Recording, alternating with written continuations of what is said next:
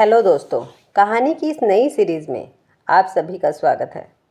आज की इस कहानी का नाम है बीवी की बेशरम बहन। अगर आपको हिंदी कहानी पढ़ना पसंद है तो कहानी पूरी सुनिएगा। बीवी की बेशरम बहन। संकेत ऑफिस जाने के लिए तैयार हो रहा था। वो आईने के सामने खड़ा अपने बालों में कंघी कर रहा था। उसकी पत्नी दीक्षा किचन में गर्मा गर्म पराठे बना रही थी। तभी दीक्षा का मोबाइल फ़ोन जो उसके बिस्तर पर रखा हुआ था वो बज उठा। संकेत ने फ़ोन देखा तो उस पर डिम्पल कॉलिंग लिखा आ रहा था। उसने गंदा सा मुंह बनाया। तभी दीक्षा की आवाज़ किचन से आई। संकेत, मेरा फ़ोन बज रहा है। अरे देखो तो किसका है? संकेत ने कहा, डिम्पल का है। तो उठाओ ना, देखो तो क्या बोल रही है। लेकिन संकेत ने डिम्पल का कॉल पिक नहीं किया। इस बीच कॉल डिस्कनेक्ट हो गया। तभी एक बार फिर से डिम्पल का कॉल आने लगा। संकेत ने मोबाइल उठाया और उसे लेकर दीक्षा के पास गया। संकेत ने कहा, लो तुम ही बात कर लो ना। तुम भी संकेत हद करते हो। डिम्पल तुम्हारी साली है, तुम उससे ऐसे बिदकते हो जैसे कि वो तुम्हें खा जाएगी। ये कहकर दीक्षा ने फ़ोन उठाया। डिम्पल ने कहा, ओए कहाँ थी तू? इतनी देर से फ़ोन क्यों उठाया? सुबह सुबह ही जीजा जी से रोमांस कर रही थी क्या? दीक्षा ने कहा, अरे यार, शादी के बाद सुबह सुबह रोमांस पति के साथ नहीं, किचन में पराठों के साथ होता है।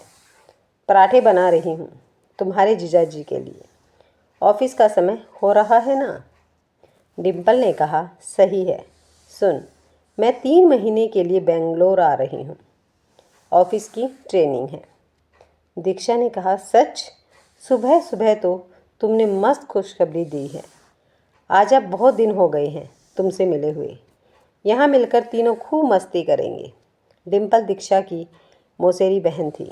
दोनों बहनें कम दोस्त ज़्यादा थीं। दीक्षा ने डिम्पल के आने की बात खुशी खुशी संकेत को बताई तो उसका मुंह उतर गया। संकेत ने पूछा, कब आ रही है वो? परसों की फ़्लाइट है उसकी। परसों? इतनी जल्दी? कितने दिनों का प्लान है? संकेत ने ये बात ऐसे कही जिसे सुनकर दीक्षा ने उससे कहा, क्या बात है? डिम्पल के आने की बात पर इतना ठंडा रिएक्शन? अरे जीजा जी लोग तो साली के आने पर खुश होते हैं और एक तुम हो जिसके चेहरे का रंग ही उतर गया है।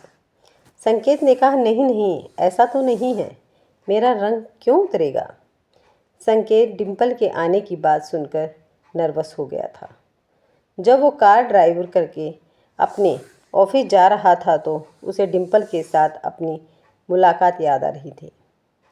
2 साल पहले की बात है। संकेत दूल्हे की ड्रेस में बहुत ही हैंडसम लग रहा था। वो स्टेज पर खड़ा था। वरमाला की तैयारियां हो रही थी। वाह जीजा जी, आप तो बहुत ही हॉट लग रहे हो।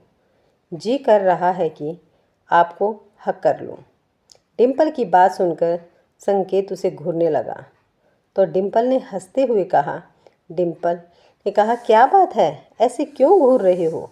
कुछ करने का इरादा है क्या? संकेत तब भी डिम्पल को घूर रहा था। तभी डिम्पल जोर से खिलखिलाते हुए बोली। डिम्पल ने कहा, अरे जीजा जी, आप इतनी टेंशन क्यों ले रहे हो? मैं कोई गैर नहीं, आपकी आधी घरवाली आई मीन साली हूँ। डिम्पल नाम है मेरा। वरमाला के स्टेज पर यही थी डिम्पल के साथ उसकी पहली मुलाकात। बहरहाल संकेत और दीक्षा की शादी हो गई।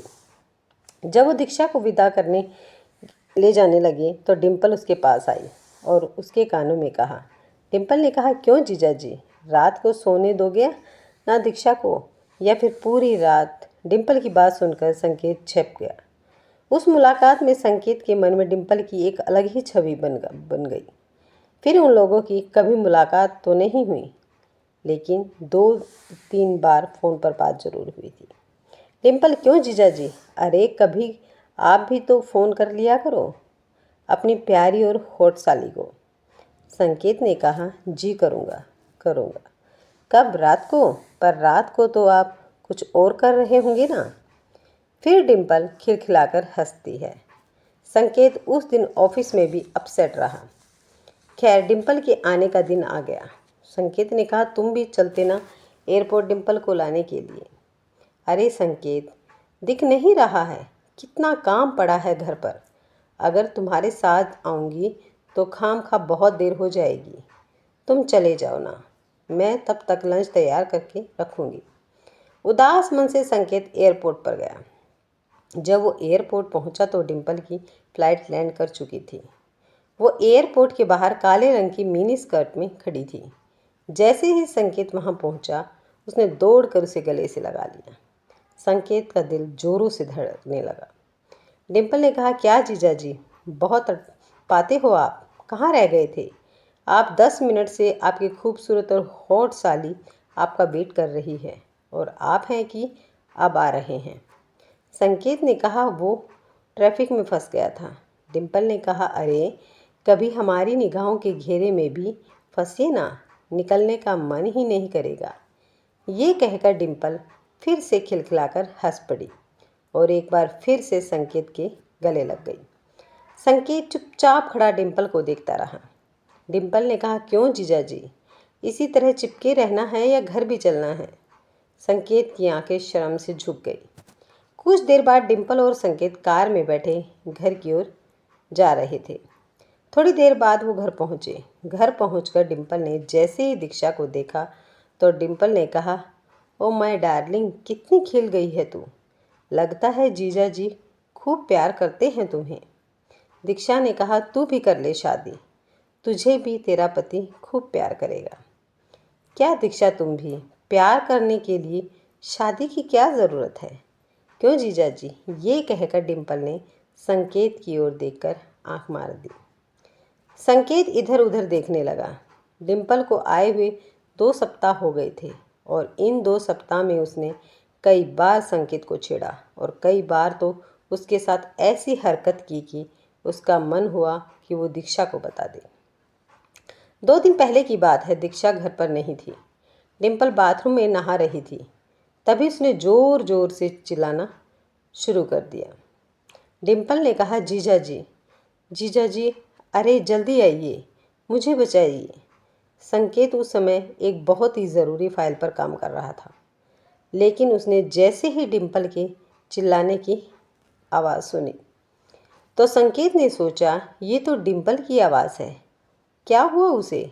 वो भागा भागा बाथरूम की ओर गया। डिम्पल अब भी चिल्ला ही रही थी। डिम्पल चिल्लाई, जीजा जी, जीजा जी, बचाइए बचाइए। डिम्पल ने बाथरूम का दरवाज़ा खोला। उसके कपड़े पूरी तरह गीले थे। वो एक बार फिर से संकेत के गले लग गई। क्या हुआ, तुम चिल्ला क्यों रही हो? जीजा जी, जीजा जी, अभी यहाँ पर एक छिपकली थी, वो मुझे घूर रही थी। संकेत ने कहा, छिपकली? यहाँ छिपकली कैसे आ गई? वो मुझे पता नहीं, शायद मुझे नहाते देखने का उसका मन हो गया हो। ये कहकर वो एक बार फिर से हंस पड़ी। इस बार संकेत को उसकी इस हरकत पर बहुत गुस्सा आ रहा था। डिम्पल देखो, ये सब मुझे अच्छा नहीं लगता। प्लीज़ ये सब मत किया करो। अगर दीक्षा को पता लग गया तो वो मेरे बारे में क्या सोचेगी? डिम्पल ने कहा, दीक्षा को बोलेगा कौन? जीजा जी, डिम्पल ने यह कहकर एक बार फिर अपनी एक आंख मारी। संकेत वहाँ से चला गया, लेकिन डिम्पल की हरकतों के कारण संकेत बहुत डरा डरा और टेंशन में रहने लगा। एक दिन जब दीक्षा ने उससे इसका कारण पूछा तो दीक्षा ने कहा, डिम्पल, डिम्पल का बिहेवियर मुझे सही नहीं लगता है। वो कुछ अजीब सा मजाक किया करती है। मैं उनमें कंफर्टेबल फील नहीं करता। अरे संकेत, तुम भी ना। अरे वो साली है तुम्हारी, वो नहीं करेगी तुमसे मजाक तो फिर कौन करेगा? एक बात और, वो हमेशा से ही ऐसी है। उसकी बातों पर इस तरह टेंस हो जाओगे तो फिर हो गया। बात आई गई हो गई। संकेत भी दीक्षा की बातों को सुनकर चुप्पी लगा गया। लेकिन उस रात की घटना ने संकेत की चुप्पी तोड़ दी। असल में कुछ दिनों से दीक्षा की तबीयत ठीक नहीं चल रही थी। उस रात दीक्षा को दवा देकर संकेत गैलरी में टहल रहा था, क्योंकि उसे नींद नहीं आ रही थी। तभी डिम्पल वहाँ आ गई। क्या हुआ जीजा जी, नींद नहीं आ रही है क्या? हाँ, थोड़ा सिर में दर्द है। अरे, तो मुझे बोला क्यों नहीं? रुकिए, मैं अभी आपको बाम लगा देती हूँ। संकेत ने कहा, अरे नहीं नहीं, मुझे इसकी ज़रूरत नहीं है। लेकिन डिम्पल कहाँ मानने वाली थी। वो बाम की शीशी ले आई और संकेत को ज़बरदस्ती बैठाकर उसके सिर में बाम लगाने लगी। बाम लगाते लगाते संकेत के करीब आ भी रही थी और वो जानबूझकर अपनी गर्म सांसें संकेत के ऊपर छोड़ रही थी। संकेत को अनकंफर्टेबल लग रहा था, लेकिन वो वही हरकत किए जा रही थी, तो संकेत का गुस्सा फूट पड़ा। इनफ डिम्पल, मैं तुम्हें कितनी बार कह चुका हूँ, ये सब मुझे पसंद नहीं है। देखो, किसी भी रिश्ते की एक सीमा होती है, उसे मत लांघो। माना कि जीजा और साली के बीच मजाक का रिश्ता होता है, लेकिन मजाक का ये मतलब नहीं है कि फीलिंग्स का ही मजाक बन जाए। मेरी वाइफ बीमार है। पिछले कई महीनों से मैं ठीक से सो नहीं पाया हूँ। हर वक्त सोचता रहता हूँ कि दीक्षा जल्दी से ठीक हो जाए। और तुम हो कि संकेत ने इतनी ज़ोर से यह सब कहा कि दीक्षा बाहर आ गई।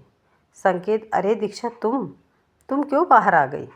आई एम सॉरी संकेत, तुमने मुझे पहले भी बोला था, लेकिन मैंने ही सीरियस नहीं लिया। डिम्पल, संकेत सही कह रहे हैं। मजाक के रिश्ते की आड़ में कुछ भी करने की छूट नहीं दी जा सकती। आई एम सॉरी डिम्पल, लेकिन तुम हमें अकेला छोड़ दो और खुशी से रहने दो। हालांकि डिम्पल को भी अब अपनी गलती का एहसास हो गया था। उसने उन लोगों से माफ़ी मांगी और अगले ही दिन वहाँ से चली गई।